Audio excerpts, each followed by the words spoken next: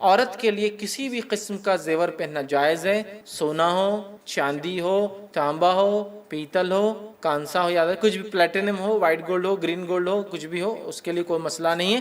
ہاں اگر کوئی چیز سونا نہ ہو اور کوئی پوچھے تو آپ کو بتا دینا پڑے گا سونا نہیں، امیٹیشن ہے فلاں، یہ بات آپ ذہن میں رکھیں۔ سونے کے زیورات مثلا سونے کی انگوٹھی، سونے کی زنجیر، سونے کا لاکٹ، سونے کی گھڑی، سونے کی چین، یا جو ہے خمیس میں کوئی سونے کا بٹن وغیرہ، یہ تمام چیزیں عورتوں کے لیے جائز ہے لیکن مردوں کے لیے حرام ہیں۔ تمام چیزیں عورتوں کے لیے جائز ہے، مردوں کے لیے حرام ہیں۔ یہ جو جامع ترمذی کی روایت ہے، ابو موسیٰ اشعری رضی اللہ عنہ فرماتے اور کہتے ہیں نبی اکرم صلی اللہ علیہ وسلم نے فرمایا میری امت کے مردوں کے لیے ریشم اور سونا حرام ہے، البتہ عورتوں کے لیے حلال ہے۔ تو لہٰذا ریشم اور سونا مردوں کے لیے حرام ہے، عورتوں کے لیے حلال ہے۔ تو عورتیں انگوٹھی پہنے سونے کی، چاندی کی، پیتل کی، تانبے کی، پلیٹینم، کوئی مسئلہ نہیں، زیور پہنے، کڑے پہنے اور چوڑیاں پہنے اس کی، یہ تمام چیز درست ہے۔ لیکن چوڑیوں کے معاملے میں اس چیز کو آپ ذہن میں رکھیں کہ چوڑیاں ہوں تو بجنے والی نہ ہوں، یا پھر اتنی زیادہ پہن لے کہ اس کا بجنا پھر ختم ہو جائے، یا پھر ایسے میٹل کی ہو کہ بجے نہ بلکہ دھپ دھپ کھنکن نہ ہو۔ کھنکن ہوتا نا، اور ایک ہوتا دھپ دھپ۔ تو جب آپ لوہے کی سونے کی چوڑیاں پہنیں گی تو کھنکن نہیں کرتی، دھپ ایسا گریں گی بھی تو الگ آواز آئیں گی، جس سے یہ محسوس نہیں ہوگا کہ کوئی عورت ہے۔ لیکن کانچ کی چوڑیاں خاص طور سے جو ہمارے سماج میں چلتی ہے، پہنی جا سکتی ہے، پھر پہنے تو اتنی پہنے کہ آواز کا اندیشہ ختم ہو جائے، یا پھر ان لوگوں کے سامنے پہنے جن کے سامنے پہننا جائز ہے، پھر باہر نہیں پہنیں گے۔ مثال کے طور پر گھر میں ہے تو پہنیے، آپ باہر جا رہے اور کم ہے بجتی ہے تو اتار کے رکھ دی، چونکہ باہر آپ پہنیں گے جب ہاتھ ہلیں گا تو بجیں گی وہ چھن چھن، وہ درست سمجھ گئے آپ؟ تو لہٰذا یہ بالکل جائز ہے، یاد رکھیے، اور یہ تمام چیزیں عورتوں کے لیے جائز ہے۔ مردوں کے لیے سونے کی انگوٹھی پہننا حرام ہے، عورتوں کے لیے یہ تمام چیزیں یاد رکھیے جائز ہے۔ ابو ہریرہ رضی اللہ عنہ فرماتے ہیں، صحیح مسلم کی روایت ہے، نبی اکرم صلی اللہ علیہ وسلم نے فرمایا سونے کی انگوٹھی پہننے سے آپ صلی اللہ علیہ وسلم نے مردوں کو جو ہے منع کیا، یاد رکھیے۔ لیکن عورتیں کچھ بھی چیز سونے چاندی کی پہن سکتی ہے، لیکن ایک بات یاد رکھیے، اگر ہاتھوں میں کچھ سونا چاندی وہ پہنتی ہے یا پیروں میں کوئی ایکسٹرا چیزیں سونے چاندی کی پہنتی ہے تو پھر اس کو ہاتھوں اور پیروں کو ڈھک کر باہر نکلنا، ٹھیک ہے، کیونکہ اب وہ زینت ہاتھوں پر آ گئی۔ اسی طرح زینت ہے، یاد رکھیں، زینت ہاتھوں پر آ گئی، یاد رکھیے، اس چیز کو ہم جو ہے ذہن میں رکھیں، اس کو چینج کرنا۔ اسی طرح شیخ بن باز رحمہ اللہ، شیخ صالح العثیمین رحمہ اللہ کی کچھ فتاوی موجود ہے جس میں انہوں نے کہا اگر ہاتھ پر مہندی بھی ہو تو یہ بھی زینت ہے، اگر عام اعتبار سے کھلا رہ جائے تو ٹھیک ہے، لیکن اگر مہندی ہو تو یہ بھی زینت ہے، اس کو چھپانا چاہیے۔ شیخ بن باز نے کہا اگر ہاتھ میں کچھ نہ لگا ہو تو کھلا رکھ سکتی۔ شیخ صالح العثیمین رحمہ اللہ نے کہا ہاتھ میں کچھ لگا نہ بھی ہو تو ہاتھ ڈھاکی زیادہ بہتر ہے، اور اگر مہندی ہو پھر تو ضروری ہے، اس لیے کہ اب زینت ہے۔ اور اسی طرح اگر کچھ چیزیں پہنتی ہے ہاتھوں میں، انگوٹھی اس میں چین رہتی ہے جا کے چوڑی سے جڑ جاتی ہے، تو اب آپ کو ہاتھ بھی ڈھانکنا ہوگا۔ اور اگر گلاؤز نہ ہو تو وہ کہتے کوئی بات نہیں، آستین کو پکڑ لے، ایسا لے کر آستین کو باہر تک نکالے، ہاتھ کو اندر کر کے، ہوتا ہے نا آستین کو کر کے، آستین کو پکڑ لے تو پھر اس کا وہ حصہ چھپ جائیں گا، ٹھیک ہے۔ تو اس بات کو عورتیں ذہن میں رکھیں۔ تو ان کے لیے کسی بھی قسم کی زینت، سونا چاندی، چاہے وہ کسی بھی میٹل کا ہو، اس میں کوئی مسئلہ نہیں یاد رکھیں۔ اسی طرح عورتوں کے لیے گھنگرو والی چیزیں پہننا منع ہے، یاد رکھیے، اور حرام ہے، چاہے ہاتھوں میں ہو، پیروں میں ہو۔ پیروں میں بہت سسٹم پازیب بولتے ہیں نا، گھنگرو پہناتے ہیں۔ اتنی تعجب خیز بات ہے، اتنی تعجب خیز بات ہے کہ ایک تو وہ ہوتا ہے جس سماج میں کسی کو علم نہ ہو، جیسا کہ مثال کے طور پر ایک مثال دے رہا ہوں اسے سمجھنے۔ ہمارے پاس ایک کھانا بنتا ہے، گڑ اور کیری کو ڈال کر بناتے ہیں، کیا بولتے ہیں اس کو؟ گڑ امبا، ہے نا، مراٹھی میں بہت مشہور ہے گڑ امبا بنائے تھے۔ لیکن کیا آپ کو معلوم ہے آندھرا میں آپ گڑ امبا بولیں گے تو گڑ امبا، اور شراب کو بولتے ہیں گڑ امبا، کیوں تو وہاں عام کیری سے اور گڑ سے شراب بنتی، سمجھے آپ؟ تو انہوں نے تیلگو میں نہیں بلکہ مراٹھی لیا گڑمبا، مطلب سمجھ میں نہیں آیا، پتہ نہیں کیوں یہ وجہ ہے، تسمیہ کی اس کی وجہ، لیکن وہ شراب بناتے گڑ سے اور اس کو کیا بولتے ہیں؟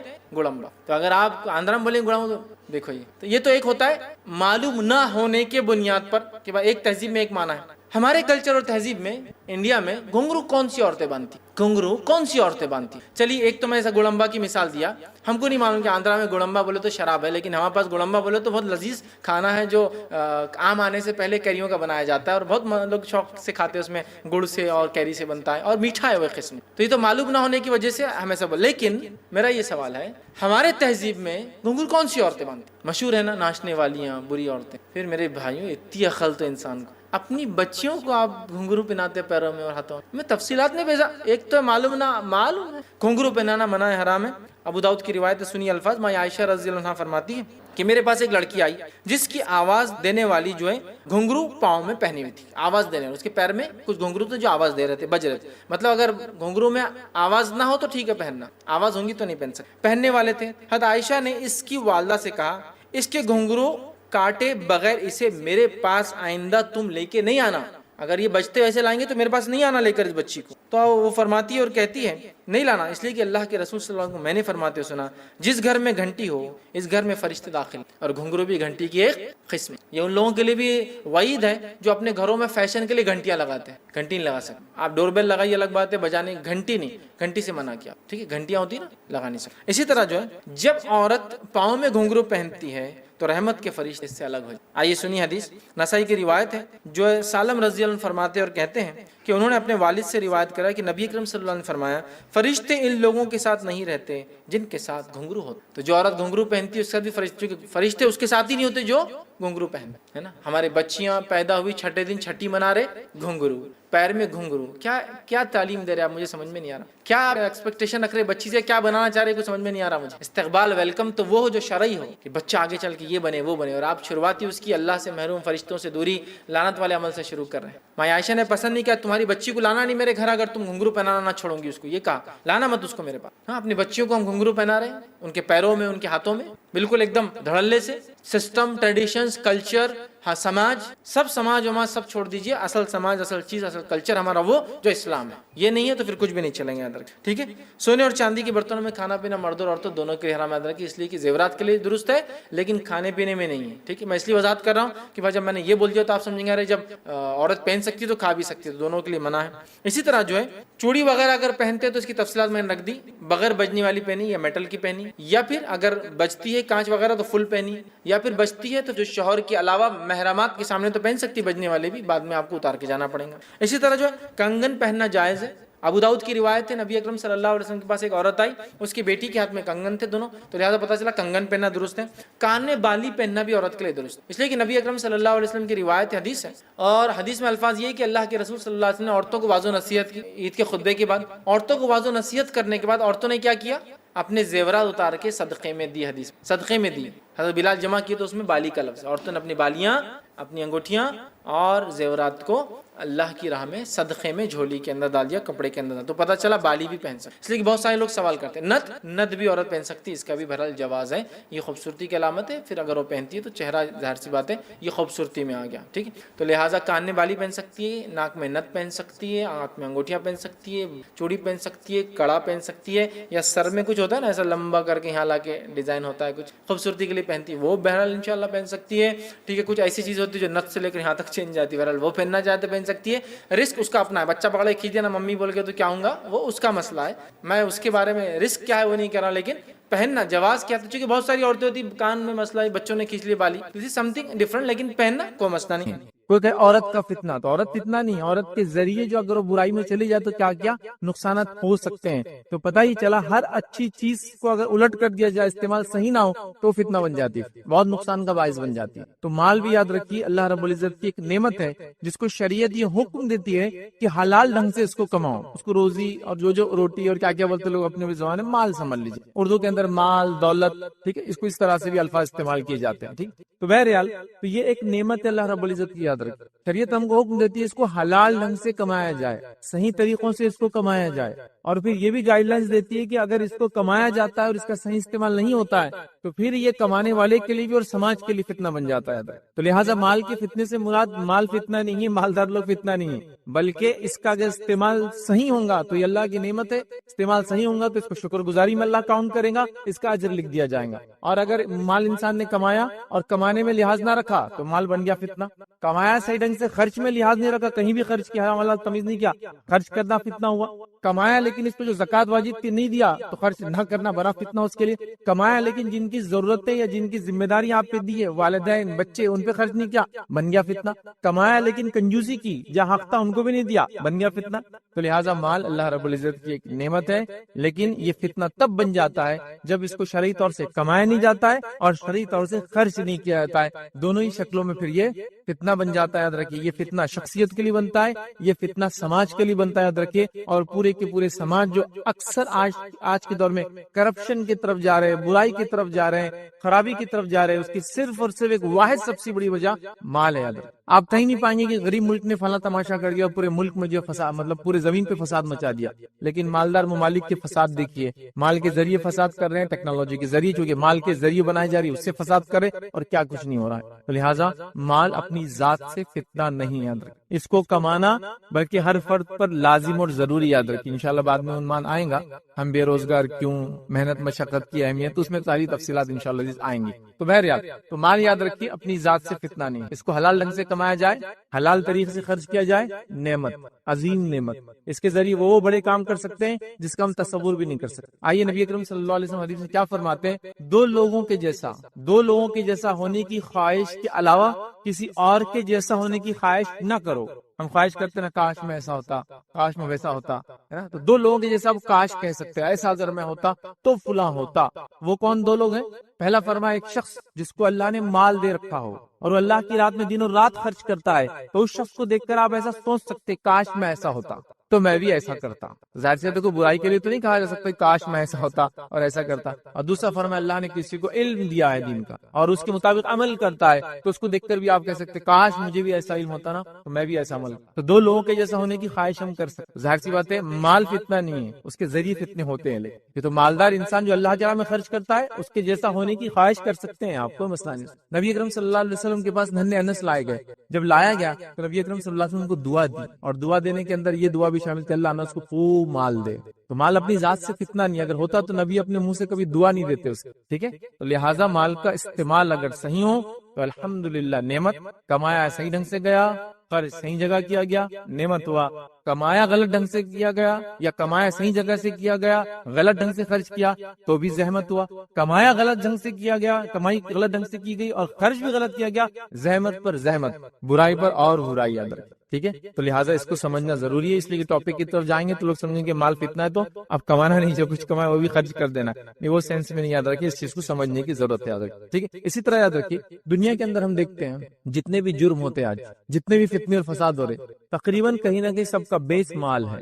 لوگوں کے پاس چوری کر رہے ہیں، بیس مال ہے، ڈاکے ڈالے جا رہے ہیں، بنیاد مال ہے، لوگ دھوکہ دے رہے ہیں کس وجہ سے؟ آپ کو آپ کا مال ہڑپنے کے لیے، لوگ جھوٹی قسمیں کھا رہے ہیں کیوں؟ اپنا مال بیچنے کے لیے۔ تو گویا مال یاد رکھیے دنیا میں ایک بڑے فتنوں کا باعث بنا، یاد رکھیے، کیونکہ اس کے حاصل کرنے کے لیے لوگوں نے جب شرعی حدود کو چھوڑ دیا، حلال حرام کی تمیز کو چھوڑ دیا، تو مال پورے کے پورے سماج کے لیے آج یاد رکھیے ایک فتنہ جو ہے بن چکا ہے، یاد رکھیے۔ اب آئیے اپنے عنوان کی طرف پڑھتے ہیں کہ مال فتنہ کیسے ہو سکتا ہے، کیا کیا شکلیں ہو سکتی اس میں فتنہ ہو، اور مال کے بارے عموماً ان جنرل کچھ باتیں آخر میں انشاءاللہ جس میں رکھوں گا۔ اس سے پہلے کہ ٹاپک کی طرف بڑھوں، ایک جس کو ہم کہتے ہیں ایک باٹم لائن جس کو بولتے ہیں، ایک بنیادی اگر بات بول دوں جو پورے لیکچر کا جسٹ ہے، وہ یہ ہے، یاد رکھیے کہ مالدار کو خرچ کیے بغیر نجات نہیں ہے۔ یہاں سے ہم بات کو شروع کریں گے، یہ بالکل جسٹ ہے پورے لیکچر کا۔ مال ایک نعمت اللہ کی، لیکن اس نعمت کا فائدہ تبھی ہو سکتا ہے جب یہ اللہ کی راہ میں خرچ ہو۔ تو مالدار کو خرچ کیے بغیر نجات نہیں ہے، کیونکہ غریب کے پاس مال نہیں ہے تو خرچ بھی نہیں کرنا، پوچھ بھی نہیں ہے، تو اس کی نجات اس پہ تو ڈیپینڈ نہیں ہے۔ لیکن مالدار ہے تو اس کی نجات تو خرچ پر ہی ڈیپینڈ ہے، یاد رکھ۔ تو مالدار کی نجات بغیر خرچ کے نہیں، یاد رکھیے باٹم لائن ہے۔ تو لہٰذا اگر کسی کو اللہ مال دے تو سیدھے سے اور الٹے سے، مطلب دائیں سے اور بائیں سے اور آگے سے اور پیچھے سے وہ خرچ کرتا رہے اللہ کی راہ میں، تو یہ اس کے نجات کا باعث اور انشاءاللہ عزیز ذریعہ بن جاتا ہے۔ چلیے آگے بڑھتے ہیں۔ نبی اکرم صلی اللہ علیہ وسلم نے پیشن کو پہلے ہی کر دی تھی کہ مال فتنہ ہونے والا ہے، اور اس امت کے لیے تو یہ خاص فتنہ ہے، یاد رکھیے۔ اور اللہ کے رسول صلی اللہ علیہ وسلم نے حدیث کے اندر یہ فرما رکھا، جامع ترمذی کی روایت آپ نے فرمایا، ہر امت کی ایک آزمائش ہوتی ہے، ہر امت کا ایک ٹیسٹ ہوتا ہے، ہر امت کا ایک فتنہ ہوتا ہے، اور میری امت کا فتنہ مال ہے۔ تو ہر نیشن جتنی امتیں گزری ہے سب کا ایک فتنہ رہا ہے، میری امت کا فتنہ مال ہے، یاد رکھیں۔ اسی طرح یاد رکھیے صحیح بخاری کی روایت میں نبی اکرم صلی اللہ علیہ وسلم نے، یاد رکھیے، اشارتاً یہ کہا، یا جس کو ہم کہیں گے اس بات کو واضح کیا کہ ہم کو دنیا کے اندر مبتلا نہیں ہو جانا ہے، اس کی آرائشوں میں، اس کی نعمتوں میں نہیں لگ جانا ہے۔ اور بخاری کی روایت میں یہ فرمایا، اللہ کی قسم میں تمہارے محتاج ہونے سے نہیں ڈرتا۔ آپ صلی اللہ علیہ وسلم فرما رہے ہیں کہ اگر امت مسلمہ محتاج ہو جائے، محتاج سمجھے نا، پیسے وغیرہ کی کمی ہو جائے، دنیا کی کمی ہو جائے، تو آپ فرما رہے ہیں میں اس سے نہیں ڈرتا کہ امتوں کو نقصان ہوگا اس چیز سے۔ تو آپ فرما رہے ہیں کہ اللہ کی قسم میں تمہارے محتاج ہونے سے بالکل نہیں ڈرتا ہوں، بلکہ میں تو اس بات سے ڈرتا ہوں کہ دنیا تم پر کشادہ کر دی جائیں گی، اللہ دنیا تم پر کھول دیں گا۔ پھر فرماتے اور کہتے کر دی جائیں گی جیسے تم سے پہلے لوگوں پر کشادہ کر دی گئی تھی، پھر تم اس میں ایک دوسرے سے آگے بڑھنے لگو گے، پھر تم دنیا کو اپنا مقصد، ہدف، ٹارگٹ سمجھ لو گے، ایم سمجھ لو گے، اور پھر ایک دوسرے سے اس میں آگے بڑھنے لگو گے۔ پھر فرمایا بڑھنے کی کوشش کرنے لگ جاؤں گے تو وہ تمہیں اسی طرح ہلاک کر دے گی جیسا پچھلی قوموں کو اس نے ہلاک کر دیا۔ تو آپ صلی اللہ علیہ وسلم نے وضاحت کر دی کہ مجھے ڈر ہے، مطلب آپ کہہ رہے ہیں کہ اگر تمہارے پاس مال نہ ہو، اس کی کمی ہو، تو مجھے کوئی ڈر نہیں امت سے، امت اس کی وجہ سے بگاڑ میں نہیں جائیں گے، لیکن مجھے ڈر ہے کہ تم پر دنیا اللہ تعالیٰ کھول دیں گا, اور جب دنیا کھول دیں گا تو تم ایک دوسرے سے دنیا میں ایک دوسرے کے پیچھے بھاگنے لگوں گے. اور جیسے اس مالوں نے اور دنیا کی چاہت نے پچھلی امتوں کو برباد کیا ہے, اس امت کو بھی یہ مال کی چاہت دین کے اوپر, یاد رکھیے, غلط طریقے سے یہ اس امت کو بھی برباد کر دینے والی ہے. تو پتا چلا پچھلی قومیں بھی مال کی وجہ سے برباد ہوئی, یاد رکھیے, یہ امت بھی ہوں گی. مال کی کمی سے امت کو اللہ کے رسول کو ڈر نہیں تھا, زیادتی سے ڈر تھا. اور آج ہم دیکھ رہے عموماً, یاد رکھیے, جس دور سے ہم لوگ گزر رہے ہیں, تقریباً لوگ ہم یہ کہہ رہے ہیں کہ مال کی کمی, مطلب مہنگائی بڑھ گئی, فلاں ہو گیا, لیکن الحمدللہ اتنی مہنگائی میں بھی ہر وہ چیز جو پہلے نہیں خریدی گئی اب خریدی جا رہی ہے, لی جا رہی ہے, بیچی جا رہی ہے, بنائی جا رہی ہے, سب کچھ ہو رہا ہے نا. ابھی حالات دیکھیے, کوئی بھی بولیں گے ارے پہلے تو اتنا سستا تھا, فلاں چیز اتنی تھی. ٹھیک ہے, چیزیں تو مہنگی ہوئی, لیکن کیا اس کا استعمال رکا؟ بڑھتے جا رہا ہے. تو پتہ چلا مال بڑھ رہا ہے, مال کا استعمال بڑھ رہا ہے, اور لوگ غریبی کی سطح سے نکل کر تقریباً مالداری کی طرف جا رہے ہیں. تو مال کا فتنے سے مراد جس کے پاس بھی پیسہ ہے اس کے لیے, یاد رکھیے, صحیح استعمال کرنا بے حد ضروری, یاد رکھیے. اس کے علاوہ دیکھیے نبی اکرم صلی اللہ علیہ وسلم کیا فرماتے ہیں, صحیح بخاری کی روایت ہے, آپ نے فرمایا, کہا, اور حدیث میں فرمایا, اس طرح سے الفاظ ہے, اپنے بعد میں جس بات سے ڈرتا ہوں وہ یہ ہے کہ زمین کی برکتیں تم پر کھول دی جائیں گی. اللہ تعالیٰ زمین کی برکتیں, نعمتیں تم امت مسلمہ پر کھول دیں گا. اور پھر آپ نے دنیا کی آرائش کا بیان شروع کیا, پہلے ایک بات بیان کی, پھر دوسری بات بیان کی, مطلب دنیا تم پر کھول دی جائیں گی, اور اللہ کے رسول نعمتوں کو پھر ایک کے بعد ایک گنوانے لگے. راوی نے اس کو حدیث کے اندر گنوایا نہیں, وہ کیا کیا گنوائے گا. پھر فرماتے اور کہتے ہیں کہ صحابی میں سے یا لوگوں میں سے کسی نے پوچھا, اے اللہ کے رسول, کیا بھلائی سے برائی پیدا ہوں گی؟ مطلب آپ جو کہہ رہے ہیں کہ اللہ تعالیٰ دنیا کی مال و دولت کھول دیں گا, تو کیا بھلائی سے برائی پیدا ہوں گی؟ پھر نبی اکرم صلی اللہ علیہ وسلم یہ بات میں تھا خاموش ہو. صحابہ کو لگا کہ نبی اکرم صلی اللہ علیہ وسلم پر وحی نازل ہو رہی ہے, اور وہ خاموش رہے تھوڑی دیر. اس کے بعد جب نبی اکرم صلی اللہ علیہ وسلم جب نے سوال کیا کہ وہ کہاں ہے وہ شخص جو مجھے کچھ پوچھ رہا تھا, ابھی ایک سوال, تو بتایا گیا یہ شخص یہ ہے. ٹھیک ہے, تو نبی اکرم صلی اللہ علیہ وسلم اس کے بعد فرمایا کہ مال و دولت سے بھلائی نہیں ہوتی, مال و دولت سے بھلائی نہیں ہوتی. پھر آگے فرمایا بھلائی سے تو بھلائی پیدا ہوتی ہے, مطلب مال و دولت سے بھلائی نہیں بلکہ بھلائی سے بھلائی پیدا ہوتی ہے. اور اس کے بعد نبی اکرم صلی اللہ علیہ وسلم نے ایک بڑی اچھی مثال دی.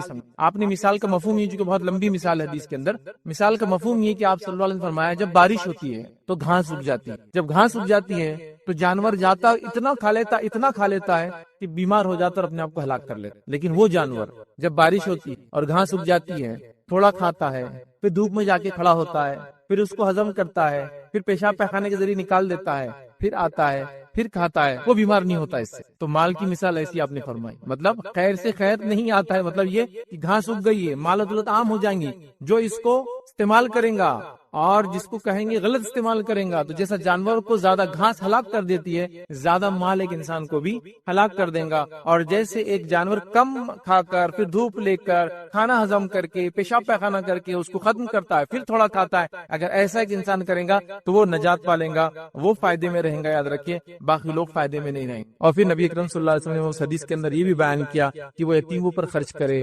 مسکینوں پہ خرچ کرے, اللہ تعالیٰ کی راہ میں خرچ کرے, تو پھر وہ بچ جائیں گا. مطلب یہ کہ جیسے جانور کھا رہا ہے, ہضم کر رہا ہے, پھر کھا رہا ہے, تو اس کا ہاضمہ بھی اچھا رہے گا, جانور بھی اچھا رہے گا. مال آ رہا ہے, خرچ کیا جا رہا ہے, صحیح جگہ خرچ کیا رہا ہے, پھر آ رہا ہے, پھر جا رہا ہے, تو اس سے کوئی فتنہ اور فساد نہیں ہوں گا. یہ اس کا مفہوم ہے, یاد رکھیے. اسی طرح یاد رکھیے, کیونکہ مالداری کی بات ہو رہی ہے, تو میں جس کو کہیں گے سپر رچ پرسن کا ایک ایکسپیرینس آپ کے ساتھ جو ہے شیئر کرتا ہوں, جو انہوں نے جو ہے شیئر کیا, جو صحیح بخاری میں واقعہ لکھا گیا. یاد رکھیں, سپر رچ میں نے کیوں کہا, کیونکہ میں جس شخص کا تذکرہ کر رہا ہوں وہ صرف مالدار نہیں تھے, وہ ملینر بھی نہیں تھے, وہ اپنے زمانے کے بلینر تھے, ملٹی بلینر جس کو کہتے, مطلب بلینس آف روپیز ان کے پاس تھا, جس کے تعلق سے آج کے دور میں جو ہے لوگوں نے جو حساب اور کتاب کیا کہ کتنا سونا تھا ان کے پاس, کتنی چاندی تھی, کتنی زمینات تھے, کتنا غلہ تھا.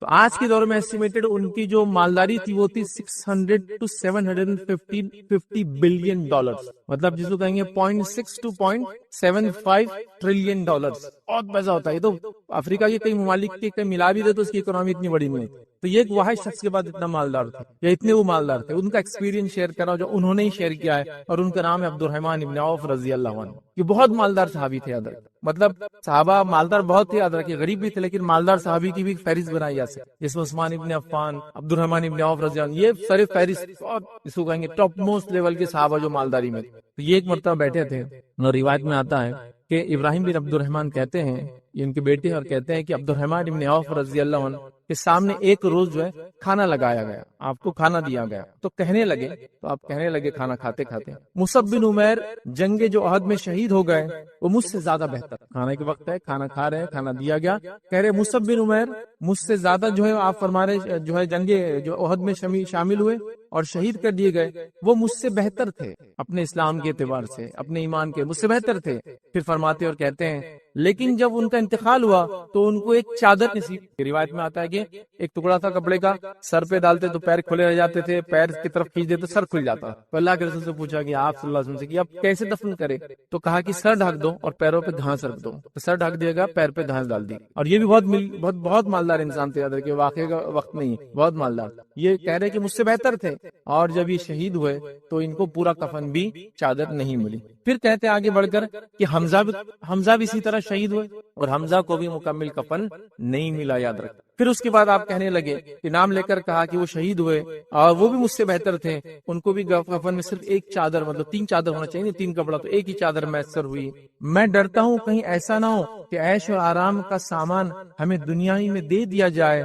اور یہ کہہ کر آپ نے خوب رویا کہ کہیں عیش و آرام کا سامان ہم کو دنیا میں اللہ نہ دے دے اور آخرت ہماری کہیں سے برباد نہ ہو جائے. اور یہ کہہ کر آپ خوب روئے, حالانکہ آپ خوب مالدار تھے, مطلب حد سے زیادہ آپ کے پاس مال و دولت تھا, لیکن آپ ڈرتے تھے کہیں مال و دولت غالب نہ جائے, کہیں اس کا فتنہ مجھ پہ غالب نہ جائے, کہیں اس کی وجہ سے میں دنیا مبتلا نہ ہو جاؤں اور اپنی آخرت کو برباد کر دوں. حالانکہ مجھ سے افضل لوگ دنیا میں تھے اور وہ اتنی غربت کے اندر دنیا سے چلے گئے. ٹھیک ہے, بہرحال ایک جس کو کہیں گے ایکسپیرینس تھا, ایک بہت مالدار انسان کا میں نے چاہا آپ کے سامنے رکھوں مال کے تعلق سے. اب آئیے مال جو ہے کیسے فتنہ بنتا ہے, یا کن کن حالات میں فتنہ بن سکتا ہے. بہت مختصر ہم لیں گے کیونکہ بعد میں کچھ جنرل باتیں بھی اس کے اندر آئیں گی مال کے تعلق سے. تو مال کب فتنہ بن جاتا ہے, چند باتیں یا چند مقامات آپ کے سامنے رکھتا ہوں, یاد رکھیے.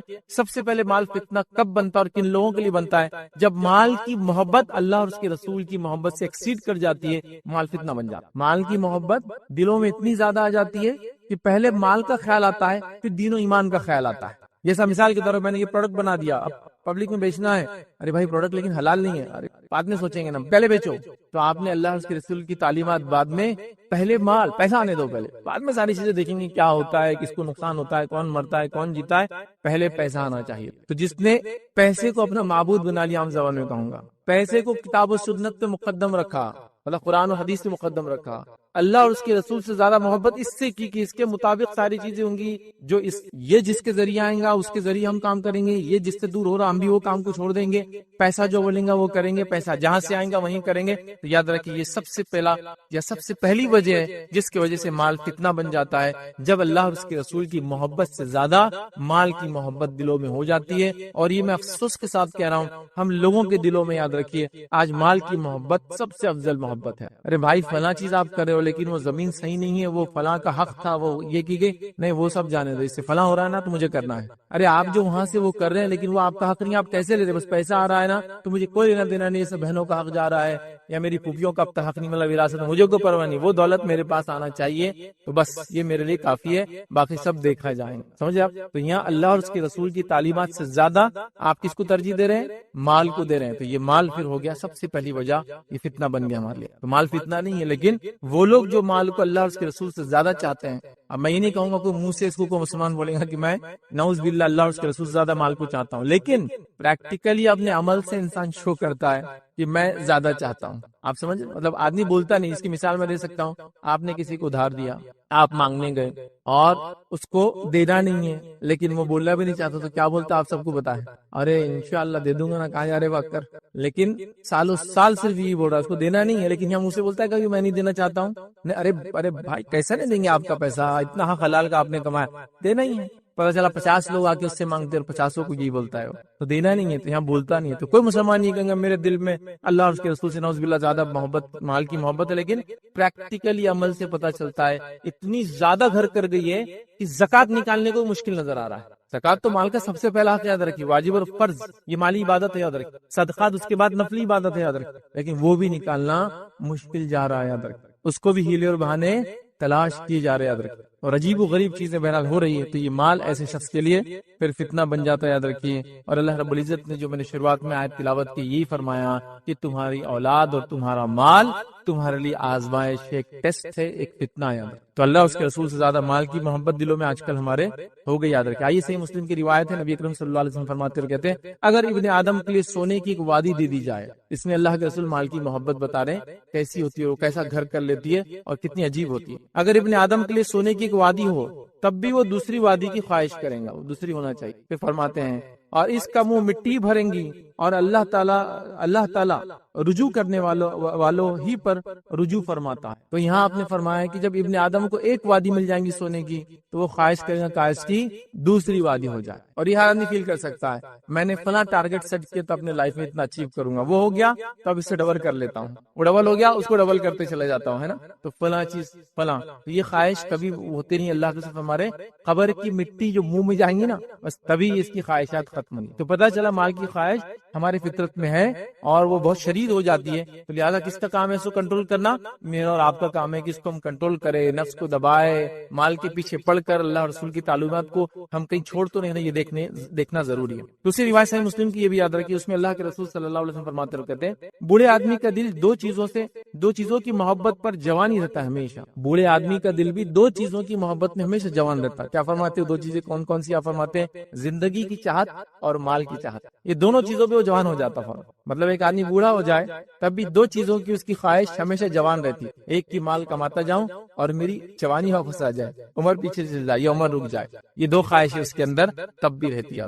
تو پتہ چلا یہ خواہش ہمارے دل میں ہوتی ہے, مال کی محبت ہمارے دل میں ہے, ہم کو اس کو کنٹرول کرنا ہے, اس کو لمٹ میں لانا ہے, اس کی حق ادا کرنا ہے, اس کے ذریعے اپنی نفس کو ہلاکت سے بچانا ہے, نہ کہ اس کے ذریعے ہلاکت میں ڈالنا. یاد رکھیے اس بات کو ہم سمجھے. تو پہلی چیز اللہ اور اس کے رسول سے زیادہ مال سے محبت کرنا ہلاکت کا باعث. دوسرا یاد رکھیے ہلاکت کا باعث مال کب بنتا ہے, وہ یہ یاد رکھیے حلال اور حرام کی تمیز کے بغیر مال کمانا. الحمدللہ اس پہ ایک پورا ٹاپک ہم نے رکھا ہے, حرام مال جس کو حلال سمجھ کے کمایا جا رہا ہے. بہرحال تو حلال اور حرام کی تمیز کیے بغیر مال کو کمانا, یہ مال بھی یہ فتنے کا باعث ہے, ہلاکت کا باعث. مطلب انسان ارن کر رہا ہے لیکن وہ بغیر سوچے سمجھے کہ کہاں سے آ رہا ہے, کیسے آ رہا ہے, وہ چیز سوچنا نہیں, بس آ رہا ہے تو آنے دو. اس معاملے میں کوئی سوچ وچار کرنے کی ضرورت نہیں.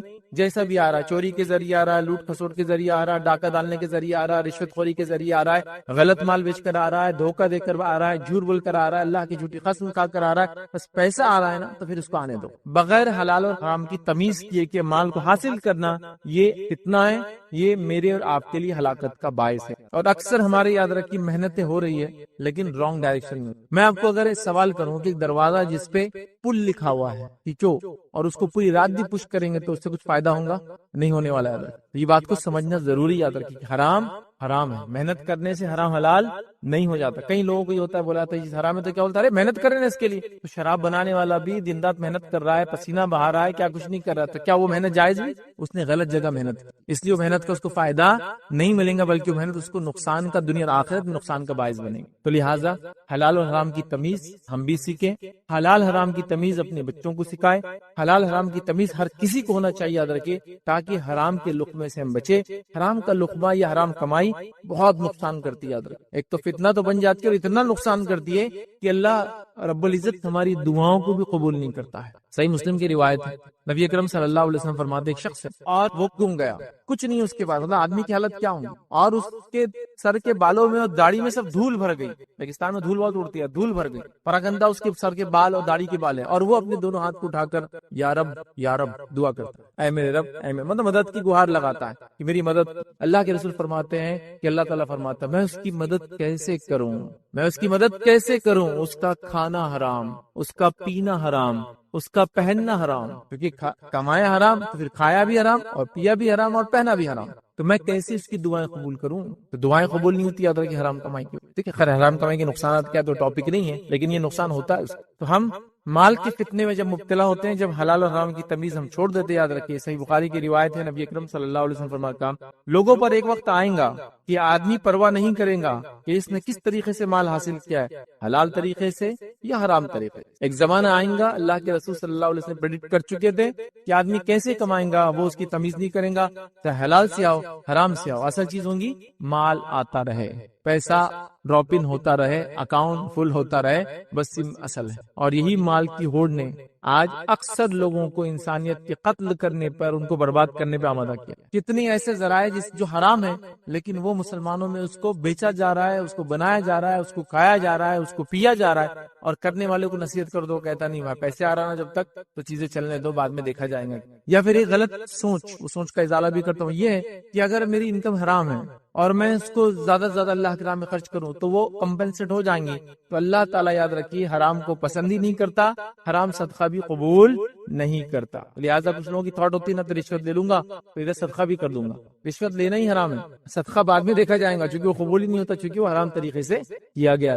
یہ بات سمجھنا ضروری یاد ہے۔ یہ دو شخص تھے، آگے ایک انار لے کر ایک شخص جا رہا تھا، تو ایک شخص نے کیا کیا، انار کی ٹوکری میں سے انار اٹھا لیا، اور دوسرے شخص نے کہا بھائی یہ تو چوری ہے، آپ نے انار اٹھا لیا۔ تو کہا ارے دیکھو ابھی کیا کرتا ہوں۔ اچھا کیا کرتے؟ آگے جا کے اس نے فقیر کو دیا اور کہا دیکھو یہ فقیر کے انار لے کر کھا سکتا تھا، نہیں نا، تو میں نے اس کی مدد کی۔ لیکن انہوں نے کہا یہ تو ٹھیک ہے تم نے اس کی مدد کی، لیکن پہلا جو کام کیا چوری، وہ تو حرام ہے نا۔ ہم کیا کر رہے ہیں؟ نہیں ٹھیک ہے حرام تو ہے لیکن اس کو ایڈجسٹ کر لیں گے، نہیں وہ تو ٹھیک ہے اللہ کے راہ میں خرچ کر دیں گے، مسجد تعمیر کر دیں گے۔ کیسا ہوں گی مسجد تعمیر؟ کیسے آپ کسی یتیم اور غریب کو پیسہ دے سکتے؟ وہ قبول ہی نہیں ہوتا ہے۔ ٹھیک ہے اس کو تو اس کا فائدہ ہو جائے گا لیکن آپ کا جو ہے صدقہ قبول نہیں ہوا، یاد رکھ۔ تو لہٰذا حلال اور حرام کی تمیز کے بغیر مال کمانا، یہی مال یاد رکھیے میرے اور آپ کے لیے فتنے کا باعث بنتا ہے، یاد رکھیے۔ اسی طرح یاد رکھیے مال یاد رکھیے جو ہلاکت کا باعث بنتا ہے، جو فتنہ بنتا ہے، اس میں تیسری شکل یاد رکھیے فضول خرچی کرنا۔ ٹھیک ہے ایک انسان نے حلال ڈھنگ سے کمایا، رائٹ سورسز سے اس نے ارن کیا، لیکن اسپینڈنگ، ہم مسلمانوں میں سے میں یہ تو نہیں کہوں گے اکثر لوگ حرام کماتے، الحمدللہ امت بہت سوچ سمجھ کے کماتی ہے، لیکن آج جو جگہ خرچ ہو رہا ہے وہ بغیر سوچے سمجھے خرچ ہو رہا ہے۔ یہاں تو اسپینڈنگ میں تو حرام میں ہم جا رہے ہیں۔ ٹھیک ہے میں نے بہت محنت سے ارن کیا، محنت سے کمایا، الحمدللہ بہت اچھی بات ہے، لیکن خرچ میں ہم بالکل نہیں سوچ رہے۔ ایک قلیل تعداد جو حرام کما رہی ہے، حلال اور حرام دونوں جگہ خرچ کر رہی ہے، لیکن ایک بڑی تعداد جو الحمدللہ حلال ہی کما رہی ہے لیکن خرچ میں کوئی تمیز نہیں کر رہی ہے۔ تو یاد رکھو جیسا حلال کمانا ضروری ہے ویسے حلال خرچ کرنا بھی ضروری۔ تو آج خرچ صحیح جگہ نہیں کیا جا رہا ہے، عام زبان میں فضول خرچی میں ڈالا جا رہا ہے، اور نہ جانے کہاں کہاں یاد رکھیے کن کن جگہوں پر مال کا استعمال ہو رہا ہے، اور یہ مال میرے اور آپ کے لیے یاد رکھیے ہلاکت کا باعث بن جا رہا ہے۔ یاد رکھیے اللہ رب العزت نے قرآن میں فرمایا اور کہا، سورہ اعراف سورہ نمبر 7 آیت نمبر 31 میں اللہ فرماتا اور کہتا ہے کلوا واشربوا ولا تسرفوا۔ اللہ فرماتا اور کہتا ہے کھاؤ اور پیو اور اسراف مت کرو، بیجا خرچ مت کرو۔ ٹھیک ہے اللہ تعالیٰ بیجا خرچ کرنے والوں کو پسند نہیں کرتا۔ تو بیجا خرچ کرنا، اسراف کرنا شریعتاً حرام ہے۔ تو ایسے لوگوں کے لیے بھی مال فتنہ بن جاتا ہے جو الحمدللہ ارننگ تو حلال جگہ سے کر رہے ہیں لیکن سپینڈ کے اندر، خرچ کرنے کے اندر کوئی تمیز نہیں رکھ رہے ہیں اور جہاں چاہے وہاں خرچ کر رہے ہیں۔ میں تو اتنی مثالیں اس کی آج دے سکتا ہوں، بس جہاں چاہے من مانے ڈھنگ سے خرچ کر رہے ہیں، مطلب جس کو میں کہوں گا جو نہیں ہے وہ بھی خرچ کر رہے ہیں۔ فضول خرچی تو تب ہوں گی جب ہے اور خرچ کر رہے، حال یہ ہے جو نہیں ہے وہ بھی خرچ کر رہے ہیں۔ نہیں ہے سے مراد کیا ہے؟ ادھار لے لیا اور خرچ کر رہے ہیں، وہ کریڈٹ کارڈ اور لے لیے، اب وہ تو خرچ کرتے وقت بہت اچھا لگتا ہے، اس میں جو کچھ جیب سے تو کچھ جاتا نہیں، بوٹی کوڑی دیتے وقت تو اصل نوٹیں لگتی جو اندر ڈالنا پڑتی لے جا کے مشین میں یا بینک میں جمع کرنا پڑتی، تب پھر قلائی کھل جاتی، پھر ایک کارڈ سے دوسرے کارڈ پہ، دوسرے کارڈ کا تیسرے کارڈ سے پیمنٹ چل رہا ہے، اس کا نکال کے اس کو دیا جا رہا ہے۔ یہ سب تماشا چل رہا ہے کہ پورے ماحول میں کیوں؟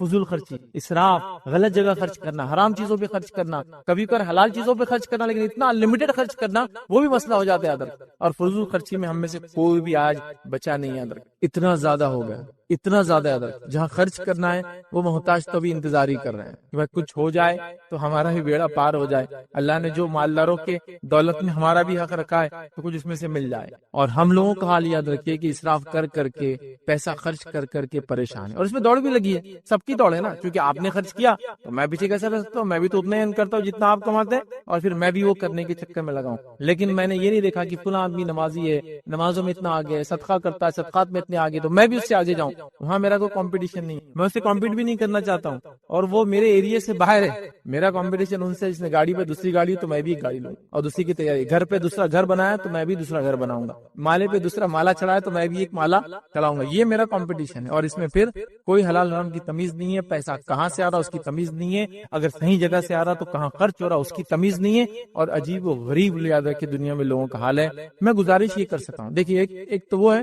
جس کو اللہ نے مال و دولت دے رکھا اور وہ اپنے نفس پہ خرچ کرتا ہے تو شریعت اس کو پکڑ نہیں کرتی، لیکن اس شخص کو بھی میں نصیحت کروں گا اگر اس میں سے بھی وہ زیادہ اپنے اوپر نہ خرچ کرتے ہوئے ان مصارف پہ ان جگہوں پہ خرچ کرے جہاں مستحقین اور لوگ ضرورت مند ہے، تو اس کے لیے سونے پر سہاگا ہے۔ ایک تو کمایا بھی حلال، خرچ بھی حلال کر رہا ہے، لیکن حلال خرچ میں سوچ رہا ہے کہ نہیں یہاں نہیں کرتا ہوں، چلو اس کو دے دیتا ہوں، اس کا بیڑا پار کر دیتا ہوں، اس کی مدد کر دیتا ہوں، یہ چیز بنا دیتا ہوں، یہ کر لیتا ہوں، دنیا اور آخرت میں کام آئیں گے انشاءاللہ، یہ کرتا ہوں، یہ اس کے لیے افضل اور بہتر ہے، یاد رکھے۔ لیکن ٹھیک ہے، اس کے لیے جائز ہے، اگر وہ خرچ کرنا چاہے اپنے نفس پر تو وہ کر سکے۔ لیکن دوسرا وہ انسان جو کما نہیں رہا ہے اتنا، پھر وہ ادھار لے کر یہ کام کرتا ہے، تو یہ مال تو یقیناً اس کے لیے بہت بڑا فتنہ بن جاتا ہے۔ اور آج کل یہ ہو رہا ہے کہ وہ فلاں شخص نے کیا تو میں کر رہا ہوں۔ دیکھیے اس کی انکم الگ ہے، وہ اللہ نے اس کو مال و دولت دے رکھا ہے، وہ جہاں یہاں خرچ کرتا ہے تو اللہ کی راہ میں بن مٹی کئی جگہ خرچ کرتا ہے، تو تم ایسا اس کے ساتھ کمپیٹ کر ہی کیوں رہے ہو؟ ابھی ایک نیا فلسفہ چلا ہے، فلسفی چلی، وہ کیا ہے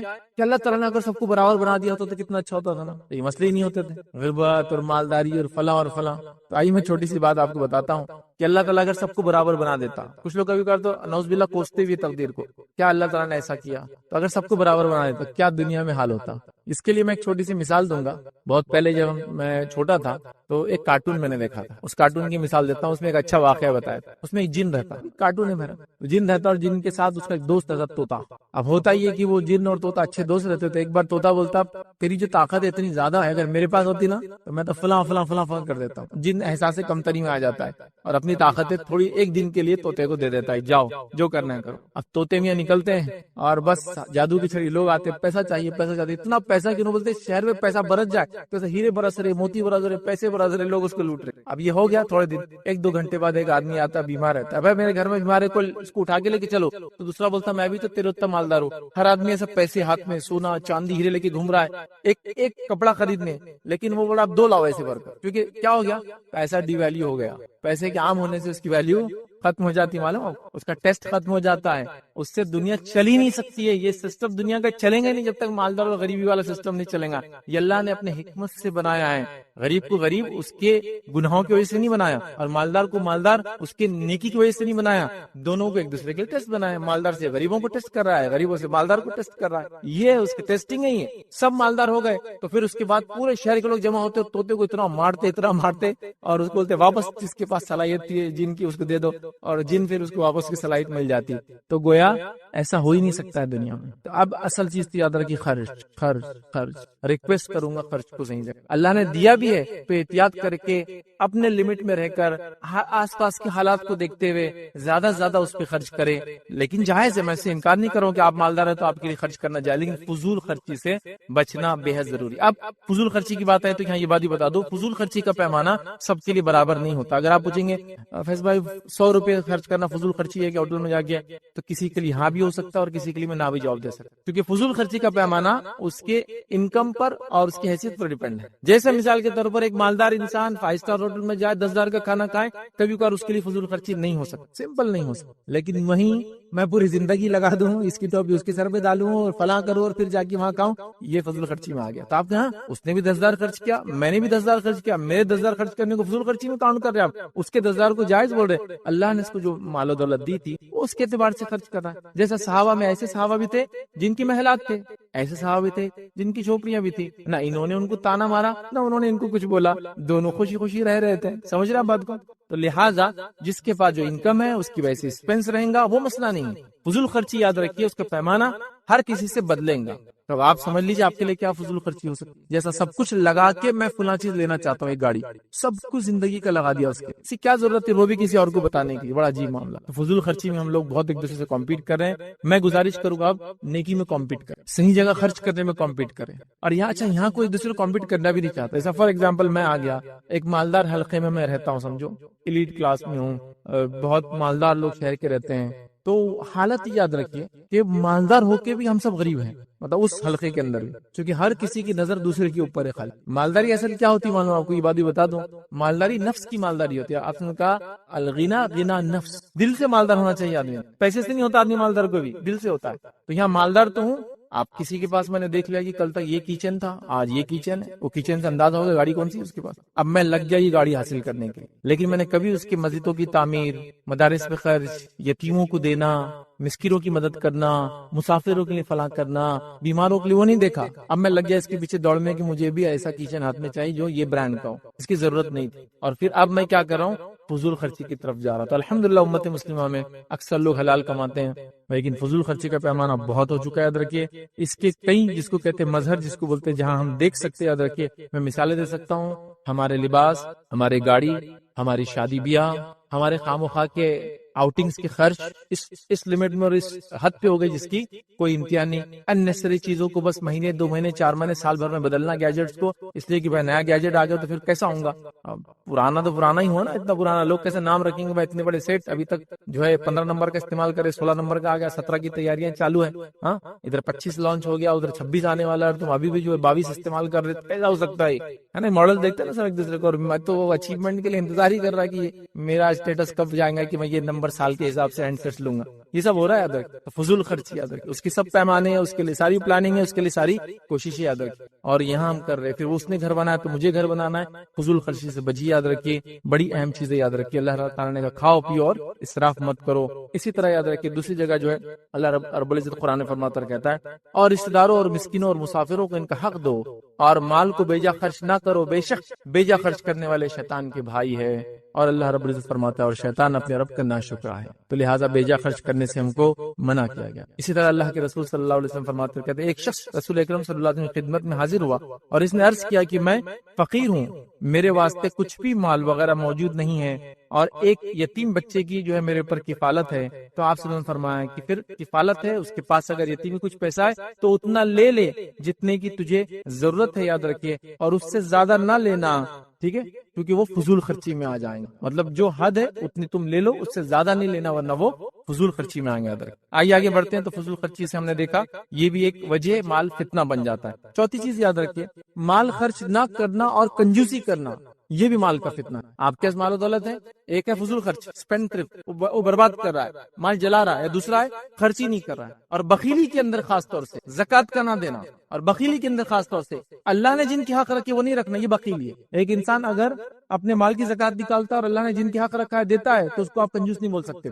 پھر وہ کفایت شعر ہے. اس کے بعد کفایت شعری اور کنجوسی میں بہت تھوڑا سا ڈفرنس رہ جاتا ہے, بہت چھوٹی سی لائن ہے. ایک آدمی زکات دیتا ہے اپنے مال کی, ایک آدمی جو جن کا حق ہے وہ سب دیتا ہے, اس کے بعد وہ ایک پھوٹی کوڑی کہیں خرچ کرتا ہے.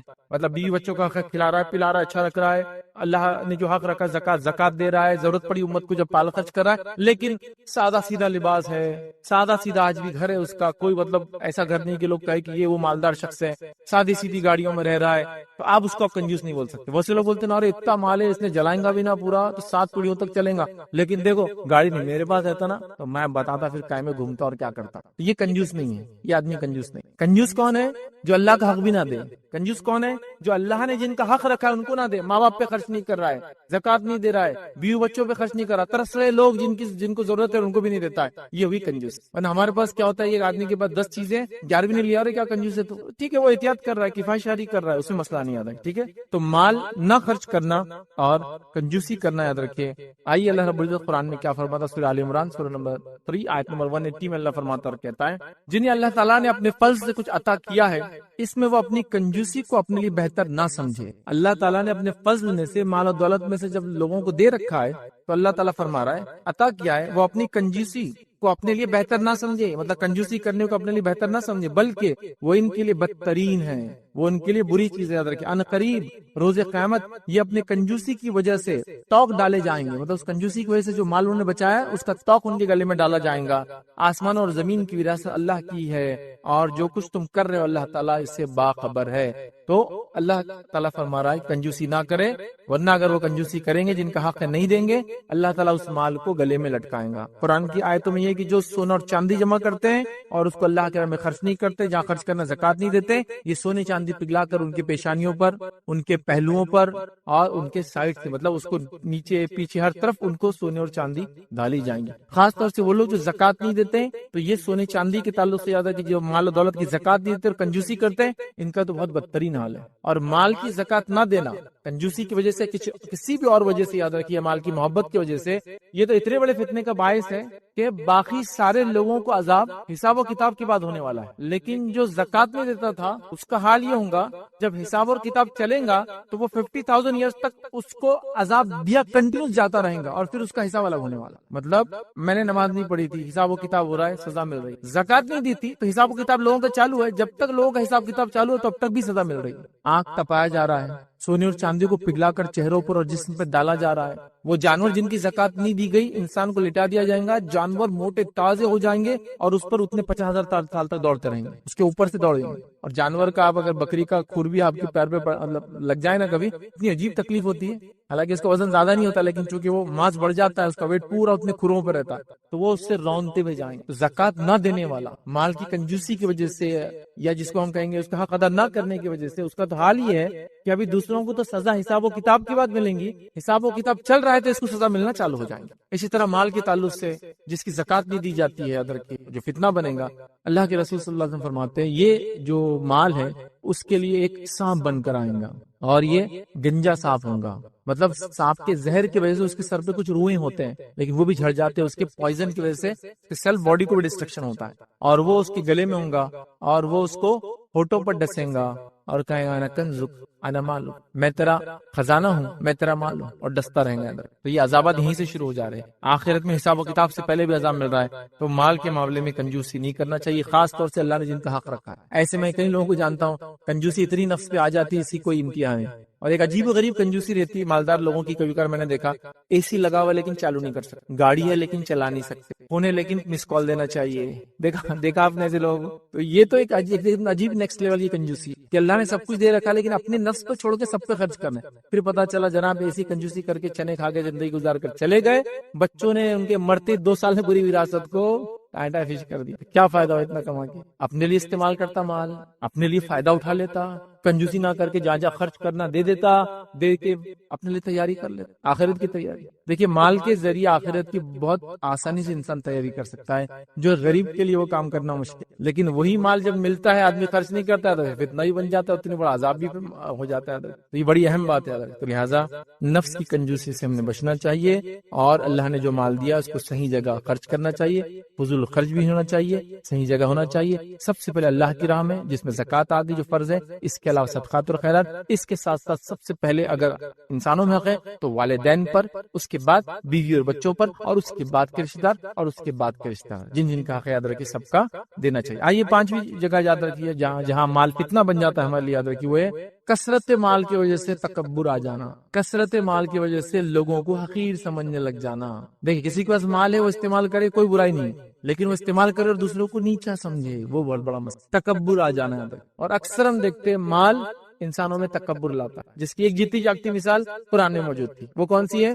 قارون کی مثال۔ قارون کو اللہ نے بہت مال و دولت دے رکھی، مطلب قارون شاید ان لوگوں میں سے تھا جو کنگز کو فائنینس کرتے، بادشاہوں کو فائنینس کرتے ہوتے ہیں نا، کنگ میکر رہتے ایسے لوگ، دکھتے نہیں کچھ نہیں لیکن اتنا مال و دولت کی ملکوں کی حکومتوں کو ہلا دیتے، فلاں کر دیتے، شاید کنگ میکر تھا قارون، بہت خزانہ، اتنا مال و دولت کہ اس کے خزانے کی جو ہے جو کیز تھے، چابیاں تھے، ایک جماعت اٹھایا کرتے، مطلب کچھ لوگ لگتے تھے اٹھانے کے لیے۔ اب ایسا بھی نہیں کہ لاک اس زمانے میں 1 ٹن کا رہتا تو چابی 500 کلو کی، ویسا نہیں تھا، سمپل لاک اینڈ کیز جیسے آج ہوتے وہ تھوڑے بہت اور بڑے اور وزنی ہوتے تھے، لیکن ایک جماعت اس کی چابیوں کو اٹھاتی تھی۔ کتنا رچ ہوں گا وہ، سپر رچ، اور جب نکلتا تھا وہ تو پورا شہر نکل کے اس کو دیکھتا تھا، مطلب جب وہ گھر سے نکلتا تھا تو ایک جلوس ہی نکلتا تھا اس کے ساتھ، کیونکہ بڑے مالدار لوگوں کے ایک اپنے نخرے اور ٹھاٹ ہوتا ہے، تو پورا جلوس نکلتا تھا کہ لوگ متاثر ہو رہے تھے اس سے، اثر لے رہے نوجوان اور بچے دیکھ کر کے جو قارون نکل رہا ہے کہ ایسا ہونا چاہیے، زندگی تو یہ ہے۔ لیکن جب موسیٰ علیہ السلام کو اللہ نے کہا جاؤ مال کا حق لو قارون سے، اور جو ہے قارون سے، جب موسیٰ علیہ السلام کو کہا احسن کما احسن اللہ الیک، احسان کر ویسا لوگوں پر جیسا اللہ نے تجھ پر احسان کیا ہے، مطلب جو مال تجھے دیا دوسروں پہ خرچ کر، تو کہا اللہ کا احسان، یہ تو میری عقل کی کمائی ہے، یہ میں نے محنت سے کمایا ہے۔ پھر اللہ رب العزت نے کیسا عذاب دیا اس کو، قیامت تک کی عبرت بنا دیا، اس کا مال، اس کے گھر اور جائیداد، اس کی شخصیت کے ساتھ اس کو اللہ نے زمین میں دھسا دیا، برباد اور جو اس کو ہلاک کر دیا۔ تو یہ مثال ہے ہمارے سامنے، تکبر تھا اس کو اپنے مال کا۔ تو آج مال کیا کر رہا ہے؟ تکبر لا رہا ہے۔ دیکھیے اب اچھی اچھی گاڑیاں استعمال کیجیے، کوئی بات نہیں، اچھی اچھی گھڑیاں استعمال کیجیے، کوئی بات نہیں، اچھے اچھے کھانے کھائیے، کپڑے پہنیے، کوئی مسئلہ نہیں، دوسروں کو حقیر مت سمجھ، اپنے آپ کو ان سے افضل مت سمجھیے۔ پرابلم یہ ہوتا ہے جب ہم کیا کریں دوسروں کو حقیر سمجھ رہے اس استعمال سے، یہ بڑا پرابلم۔ اچھا وہ لوگ جن کو یہ چیز نہیں ملی ہے وہ کسی کے استعمال سے ان کو متکبر خود سے ڈکلیئر نہ کرے، یہ بھی بڑا مسئلہ رہتا۔ جس کے پاس مال نہیں ہے وہ سیلف بندہ کے متکبر ہے، اس میں कैसा तकब्बुर, उसकी इतनी महंगी घड़ी क्यों पहना? महंगी घड़ी पहनने से उसका तकब्बुर जाहिर नहीं होता, याद रखिए। अगर वो महंगी घड़ी पहनकर अपने आप को आपसे अफजल समझ रहा है, जब वो मुतकब्बिर हुआ। अगर वो ऐसा नहीं समझ रहा, भाई घड़ी है बस मैंने पहना हो, आप क्यों समझ रहे, तो ये मेरा मसला है। तो ये भी एक मसला होता है कि हम खुद डिक्लेयर करें कौन मुतकब्बिर है कौन नहीं, ये आपने डिक्लेयर मैं नहीं कर सकता, वो दिल की कैफियत, वो दिल की कैफियत। लेकिन ये हो जा रही है, बच्चों के अंदर आ जा रहा है मेरा बाप इतना मालदार है, बाप के अंदर आ जा रहा है कि मैं इतना मालदार हूँ, बीवी बच्चे उसके अतराफ में सब मुतकब्बिर होते चले जा रहे हैं। तकब्बुर नहीं करना चाहिए, तकब्बुर नहीं करना। क्यों नहीं करना है तकब्बुर? खास तौर से सुनिए, मुतकब्बिर लोगों को अल्लाह रब्बुल इज्जत जो है अल्लाह के रसूल फरमाते हदीस के अंदर जहन्नुम में डालेगा। तो कैसे डालेंगे मालूम? जहन्नुम मुतकब्बिरीन को उनको चूंटी बना देगा। दुनिया में अकड़ते थे ना, तो अल्लाह चूंटियों के इतने छोटे छोटे जिस्म दे देंगे उनको और चूंटी बना के जहन्नुम में डालेंगे, क्योंकि वो तकब्बुर करते, बड़ा समझते। और तकब्बुर क्यों नहीं करना चाहिए? हदीस खुदसी है, नबी अकरम सल्लल्लाहु अलैहि वसल्लम फरमाते और कहते हैं तकब्बुर और अजमत ये अल्लाह की जो है ये चादर है। अल्लाह फरमाता है हदीस खुदसी है कि तकब्बुर और अजमत, बड़ाई, ये अल्लाह की चादर है, ठीक है। और फिर अल्लाह ताला फरमाता है जो दोनों में से कोई एक भी काम करेगा मैं इसे जहन्नुम में डालूंगा। तकब्बुर अल्लाह का हक है, उसने इतनी बड़ी कायनात बनाई, वही एक जात है जो लायक है कि वो तकब्बुर करे, बाकी कोई नहीं कर सकता। कुछ भी नहीं किया हमने, तो हालात ये है कि सड़क पे चल रहे, थोड़ा सा पत्थर आ गया, मुंह के बल गिरे, दाता भी तोड़ लिया, मुंह भी फुट गया पूरा। उतनी भी हैसियत नहीं है कि भाई चल रहे तो जमीन में गड़ा हो जा रहा है, इतने बड़े सेठ है कि चलते जमीन में गड़ा हो जाता, बिल्डिंग साइड दे देती इनकी गाड़ी को कि हट जाओ, इन आ रहे थे, कुछ भी नहीं होता, नथी, कुछ चेंज नहीं होता आपके लिए, है ना। तो किसमें कुछ स्पेशल, कुछ एक नेमत है जो ज्यादा दी, माल की दे दी, किसी को जिस्म की दे दी, किसी को अक्ल और इल्म की दे दी, है ना। सबको अलग अलग नेमत दी अल्लाह ताला ने, इसको समझिए आप।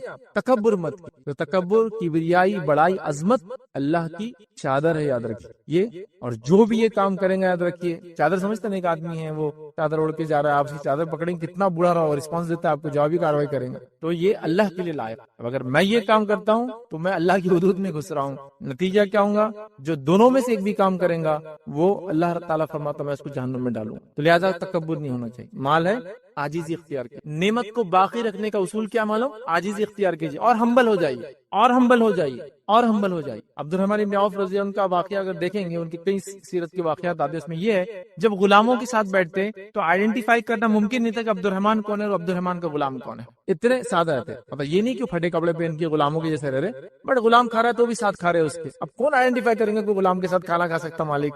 देख रहे हैं आप, ये आजीज़ी थी। माला दौलत एक नेक्स्ट लेवल पर, आजीज़ी एक नेक्स्ट लेवल पर, हम्बल थे वो। तो अल्लाह ने बाकी भी रखा उन चीजों को, वो नाम, उनकी जो कुछ उन्होंने खर्च किया, जो कुछ उससे उन्होंने फायदा उठाया, जो कुछ दुनिया को दे गए, उसका अजर सवाब भी उनको मिलने वाला है। तो ये बड़ी अहम बात है, याद रखिए, तो इसको हम समझे। तो तकब्बुर मत आने दीजिए अपने बच्चों को। कभी होता है हालात जैसे चल रहे हैं, बच्चों को तकब्बुर आया था आपके माल की वजह से, उनको बैठकर नसीहत करना। नसीहत क्या करना कि बच्चों ये मालो दौलत अल्लाह रब्बुल इज्जत की नेमत है, आज दिया है कल ले भी लेंगे। और मालो दौलत से ज्यादा बेवफा तो कोई भी नहीं है दुनिया में। बेवफाई है, मरने के बाद तो वो आता ही नहीं आपके साथ। मतलब सबसे पहला साथी जो आपका साथ छोड़ता है वो मालो दौलत ही होता है। मरते ही रिश्तेदार उसको ले लेते, है ना। इतना बेवफा होता है कि हाथ में कुछ अंगूठी भी तो खींच के निकालते, दफनाते वक्त बोलते नहीं किसके साथ दफना दो। खोदते वक्त गड़ा अगर 10 रुपए का सिक्का गिर जाए तो बोलते एकदम रुक जाओ, एकदम रुक जाओ, वो सिक्का निकालो, ऐसा खबर बंद करे, जेब में से निकालो, वो नहीं जा सकता साथ में, कुछ नहीं जाता। इतना बेवफा साथी याद रखो। और इसके लिए हम लोग सब कुछ कर रहे हैं, तो आप तकब्बुर कर रहे हैं इसके लिए, ये बहुत बेवफा याद रखो। ये आपकी जिंदगी में ही आपका साथ छोड़ के चले जाता है कभी कभार। और ये बात हमने देखी, अल्लाह ताला ने लोगों को छोटे छोटे जो काम करते थे आज बड़े बड़े मुकामात पे पहुंचा दिया। और अगर वो अल्लाह का शुक्र अदा करे तो अल्लाह उस नेमत को बाकी भी रख रहा है, नस्ल दर नस्ल। ना शुक्री कर रहे हैं तो अल्लाह ताला उनका इसको राइज एंड फॉल अपने आंखों से हम देख रहे हैं। देखा होगा आपने कि पड़ोसी थे, इतने मालदार थे, आज गुर्बत की जिंदगी है, कभी वो ज़कात मांगने आ जा रहे, कभी सदकात मांग रहे। होता है ऐसे। कल वो लोग जो फला थे, देखो आज अल्लाह ने इतना दिया, आपने खुश होना चाहिए कि देखो गुलाम था आज कितना मालदार। तो ये होता है, ये माल जिसको देंगे बहुत ज्यादा जो है बेवफा है। छोटा सा वाक़या सुना था कि एक शख्स अपनी बीवी के साथ खाना खा रहा था, और जब खाना खा रहा था तो फकीर आया। तो जब फकीर आया तो ये शख्स जिसके साथ ये मतलब मियां बीवी खाना खा रहे थे, तो इस शख्स ने कहा, आदमी ने, कि जाओ वो जो फकीर आया उसको खाना दे दो। उस जमाने में ऐसा लोग खामोखा भीख नहीं मांगते थे, अगर मांगते तो जेन्युइन रीजन होता था। तो ये इसका ये भी खातून उठी गई और उसको खाना देकर आई। जब खाना देकर आई तो बहुत मतलब उसका चेहरा तब्दील हो गया था, चेंज हो गया था। तो इस शख्स ने, इसके शौहर ने कहा कि तुम्हारा चेहरा क्यों तगय्युर, एकदम चेंज हो गया, थोड़ा खुश थी और एकदम वो हो गया। तो कहा वो जो शख्स मांगने आया था वो मेरा पहला शौहर था, वो मेरा पहला शौहर شوہر تھا اور وہ اب دیکھو بھکاری بن گیا بیچارہ, اور اس نے خاتون نے لے جا کے دی. تو جب اس خاتون نے واقعہ سنایا تو اس کا شوہر بھی رونے لگا. تو کہا میں معافی چاہتی ہوں, میں نے خامخواہ قصہ سنا دیا آپ کو, آپ کیوں رو رہے ہیں؟ اور اس نے ایک واقعہ سنایا کہ میں ایک بار اس شوہر کے ساتھ کھانا کھا رہی تھی, وہ جو فرسٹ کا ہسبینڈ تھا, اور ایک بھکاری آیا تھا, اور ایسی کھانا جب ہم کھا رہے تھے اس نے آواز دی تو میرا شوہر باہر نکلا اور اس کو بہت مارا اور کہا کہ یہ کھانے کے ٹائم پر آگے ڈسٹرب کرتے ہیں کیا, وہ فرسٹ ہسبینڈ جو اب بھکاری ہے. اور اس نے اس بھکاری کو بہت مارا اور اس کو ہکال دیا کہ کہا کہ ایسے ٹائم پہ مانگنے آتے ہو, یہ ڈسٹرب کرنے, چلو نکلو نکل جاؤ. تو یہ جب قصہ اس نے سنا تو وہ شوہر بھی رونے لگا, اس کا جو سیکنڈ ہسبینڈ تھا. اس خاتون نے کہا میں نے خامخواہ قصہ سنا دیا, آپ کو یہ نہیں کرنا چاہیے تھا. تو کہا اس آدمی نے جس آدمی کو مارا تھا وہ میں ہی ہوں. اب ایک ہی زندگی میں جو فقیر بھیک مانگنے آیا تھا اب وہ اس عورت کا شوہر ہے, اور جو انسان مالدار تھا جس بھکاری کو مارا وہ آدمی جو ہے اب مالدار بن چکا ہے. تو ایک ہی زندگی میں یہ. اب میں یہ نہیں کہہ رہا ہوں کہ فقیر آئے تو آپ کھانا چھوڑ کے اس کو لے آ دے ورنہ آپ بھی فقیر بن جائیں گے, ویسا نہیں میں بتانا چاہ رہا ہوں. بتانا ہی چاہ رہا ہوں کہ مالداری پیسہ کسی کا ہوتا نہیں, یاد رکھ, جب تک ہے فائدہ, جیسے صحت ہے جب تک ہے فائدہ اٹھا لو, پہچان ہے جب تک ہے صحیح فائدہ اٹھا لو, مال ہے جب تک فائدہ اٹھا لو, چلا جاتا ہے, بے وفا ساتھی ہے, نہ مرنے کے بعد کام آتا ہے. مرتے ہی ساتھ چھوڑنے والے دوستوں میں سے ایک دوست ہے, یاد رکھیں, اس کے لیے سب کچھ کرتے ہیں. تکبر نہیں, اس کے تکبر نہیں, بڑا پن نہیں. مال ہے ہمبلنس, تو بچوں کو بٹھا کے سمجھاؤ یہ مال اللہ کی نعمت ہے, تم تکبر مت کرنا بیڑا کبھی اس کے وجہ. اس میں تمہارے باپ کی کوئی خصوصیت نہیں ہے اس کے کمانے میں, یہ رب العزت کی نعمت ہے جو میرے پاس آئی ہے. یہ ہو سکتا ہے رہے یا ہو سکتا ہے چلی جائے, ہے تو فائدہ سب مل کے اٹھا لو. کیسے فائدہ اٹھائیں؟ اپنے پہ خرچ کر کے نہیں بچوں, اس کو دوسروں پہ خرچ کر کے, اپنے آپ کو دوسروں سے افضل نہیں سمجھ کے, اس کی وجہ سے دوسروں سے رشتہ نہ توڑ کے, اس کی وجہ سے خون خرابے سے بچتے, اس کی وجہ سے دھوکہ دھڑی ہم کبھی نہیں کریں گے, کیونکہ یہ بے وفا چیز ہے, ٹھیک ہے, اور لہٰذا حلال وہ کریں گے بچوں کو. ورنہ ہم نے دیکھا بہت سارے لوگ ہیں ماشاءاللہ مالدار ہے, اللہ نے بڑی عاجزی بھی دی ان کے اندر, لیکن اللہ کا بندہ ہی عاجز ہے, نہ بچے عاجز ہے نہ ان کے گھر میں عورتیں عاجز ہیں. کیوں؟ ان کو تکبر کا نشہ چڑھا ہوا ہے سب. اس کا مطلب تربیت نہیں ہے, تربیت کرنا چاہیے, مال و دولت ہے جا سکتا ہے, ٹھیک ہے. چھٹی چیز یاد رکھیے, جہاں مال و دولت فتنہ بنتی انسان کے لیے, اور یہ آخری پوائنٹ رہے گا ہمارا اس کا, اور بعد میں ہم کچھ عام باتیں دیکھیں گے, یاد رکھیے مالداری کے تعلق سے. تو چھٹا یاد رکھیے, وہ جگہ یاد رکھیے, مال کو حاصل کرنے کے لیے لوگوں کی حق مارنا, یہ مال فتنہ ہے, یہ مال فتنہ. اگر میں چوری سے بچا, ڈاکہ ڈالنے سے بھی بچا, مطلب میں جو کہہ رہا ہوں دوسروں کا حق مارنا, یہ فتنہ ہے, یاد رکھیے مال. اور مثال دے رہا ہوں, اگر میں چوری مطلب چور نہیں ہوں, چلو الحمدللہ, میں ڈاکو بھی نہیں ہوں الحمدللہ, میں نے غبن بھی نہیں کیا الحمدللہ, میں 2 نمبر کا مال بھی نہیں بیچتا الحمدللہ, میں دھوکہ دے کے سب الحمدللہ ہے. لیکن ہم میں سے اکثر ایسے چور و ڈاکو تو ہے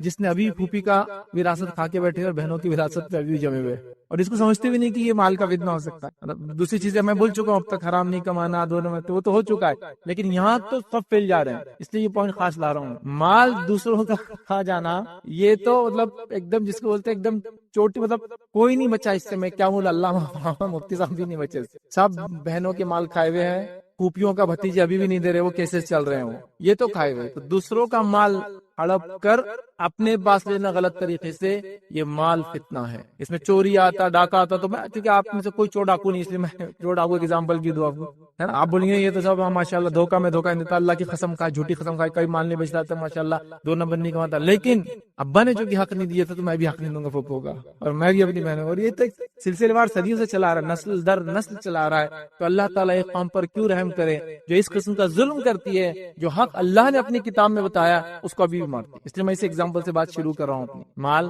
غضب کر لینا, ہڑپ کر لینا, دبوچ لینا, دبا لینا, یہ تو بالکل کامن ہے.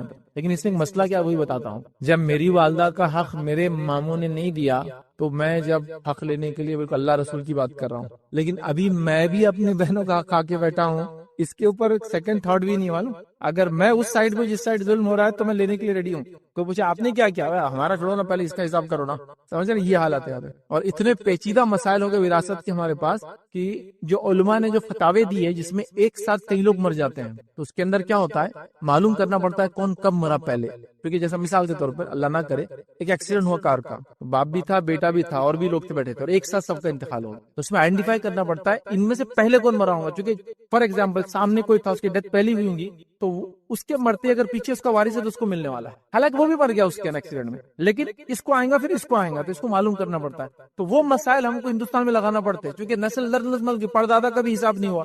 तो उसमें वही उसूल लगाना पड़ता है। वो जो एक साथ लोग मरते हैं ना, तो एक कितने लोग, अरे 5 नस्लें हो गई, अब हिसाब करना है हमको, विरासत तकसीम करना, 5 नस्लें हो तो कितना हिसाब करेंगे, तो उसको फिर वो उसूल से करना पड़ता, कौन पहले मरा, पेचीदा हो जाते हैं मसाइल। तो हम दूसरों का माल हड़प कर ले रहे, गजब कर ले रहे, याद रखें। और ये माल का बहुत बड़ा फितना है, जिसमें याद रखिए सबसे एक मिसाल तो दे दिया मैंने, जिसमें दीनदार भी नहीं बचे, बेदीन भी नहीं बचे। बेदीन लोगों को तो पता भी नहीं देना चाहिए बहनों का, दीनदारों का भी यही हाल है। दूसरा याद रखिए जो बड़ा फितना है, याद रखिए जो माल दूसरों को गजब करना, वो है जमीनों का हड़पना। हमारे पास ऐसे लोग हैं जो चतुर चालाक, धारकारी, तीसमार खान और पता नहीं क्या क्या बन गए, 5 साल में यहाँ पहुंच गए। 5 साल में यहाँ कैसे पहुंच गया?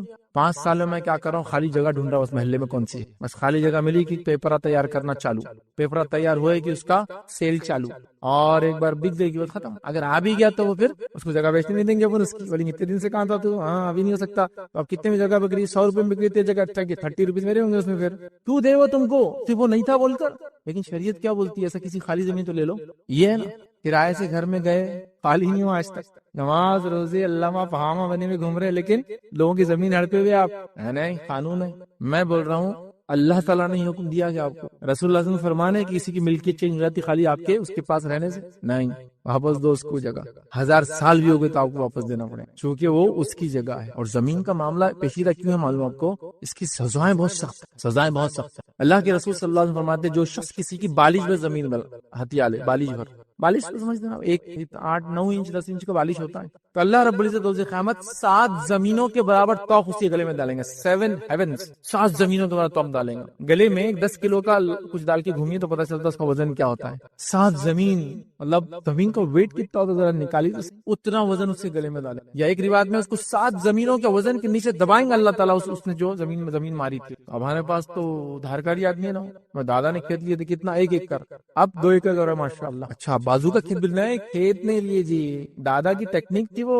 बहुत आगे के आदमी थे, वो बंदारे को इधर कर दिए, झाड़ू को उधर लगा दिए, फलां ये कर दिए, इधर लाके कुछ गाड़ दिए, उधर लाके फलां कर दिए, इधर लाके एक मजार बना दिए, उधर लाके फलां कर लिए, अल्हम्दुलिल्लाह 2 एकड़ और खा भी रहे उसको। एक बालिश का ये हाल है तो 1 एकड़ का इफेक्ट क्या होगा अंदाजा लगाइए। एक बालिश मारने की जमीन का असर ये है, 1 एकड़ का असर क्या होगा। और उसको आप धारकारी और अच्छा समझ रहे हैं, हाथ जोड़ो और जो उसका मालिक था उसको वापस दो ले जाकर, अगर दादा की नजात चाहते हो तो। लेकिन दादा भुगत रहे ना, मुझे क्या करना है, आप भी भुगतोगे, चूंकि गुनाह में आप भी बाद में साथ दे रहे मालूम होने के बाद। जब तक आपको पता नहीं था ठीक है, इंसान जब तक बालिग नहीं होता है वो हराम कमाई पे पलता है अपने माँ बाप, अगर उसका बाप हराम कमा रहा है पूछ नहीं है, एक बार बालिग हो जाए पूछे फिर तूने क्यों किया। आप अगर उसका साथ देंगे मतलब तू हिस्सेदार है उस कमाई के अंदर, बोलना चाहिए उसने कि अब मैं नहीं खा सकता, आपका बड़ा हो गया मैं कमाऊंगा, आप हराम कमाते हैं। जमीन का मालूम कितना कम होना चाहिए हराम तरीके से कमाना। प्लॉटिंग हुई आइडिया से बस ले लो, जितना होता बाहर जितना निकल सकते निकलो, अंदर रहो, जितना है उतना लो, इसलिए कि आखिरत में बहुत भारी चीज, बहुत भारी समझो इस चीज। ठीक, एक रिवायत में नबी अकरम सल्लल्लाहु अलैहि वसल्लम फरमाया कि कोई किसी पर जुल्म करे तो रोज़े क़यामत वो जहन्नुम में जाएगा, जन्नत उसके लिए हराम हो जाएंगी, जहन्नुम उसके लिए वाजिब हो जाएंगी। सहाबा ने कहा जुल्म कितना, बताइए, वो मतलब कितना करे, तो आप कह रहे हैं कि जहन्नुम वाजिब जन्नत हराम, कितना जुल्म, तो कहा पीलू की लकड़ी के बराबर, मिसवाक के बराबर। मतलब या तो मिसवाक की कीमत के बराबर जुल्म करे, तो मिसवाक क्या रहती, मतलब एक ब्रश, टूथ ब्रश समझ लीजिए, टूथ ब्रश भी अगर तुमने नाहक किया तो ये हो रहा सजा, पीलू की लकड़ी के बराबर, समझे आप? तो ये जुल्म में काउंट होगा, जन्नत हराम हो जाएंगी, जहन्नुम वाजिब हो जाएगी। जमीनें मार ले रहे हैं, घर दबा ले रहे हैं, जायदादें दबा ले रहे हैं, दुकानों में से निकल नहीं रहे हैं, निकल जाओ अल्लाह के लिए, आखिरत में नजात पा जाएंगे। कत्ल करना, माल के लिए कत्ल करना, डाकू देखिए क्या करे, कत्ल करके पैसा लूट ले रहे हैं, मुख्तलिफ किस्म से कत्ल कर रहे हैं, चोरी करना ये भी हराम तरीका है। इसी तरह जो है झूठ बोलकर माल बेचना, छोटी कसम खाकर माल बेचना, यतीम का माल खा लेना, रिश्वत के जरिए माल खा लेना, इसी तरह जो है लोगों की इज्जत उछाल के उसके जरिए कमाना, इसी तरह जो है वो चीजें जो इंसानियत को नुकसान देती है उनको बेचकर माल को कमाना, कई जराए लोगों ने बना लिया। याद रखिए ऐसा कमाया माल फितना है, फितना, तो इस चीज से हमें बचना चाहिए। याद रखिए आइए 6 चीजें कि माल कहाँ कहाँ फितना है वो देखने के बाद आखिरी चंद बातें आपको माल के ताल्लुक से रखने की कोशिश करूंगा।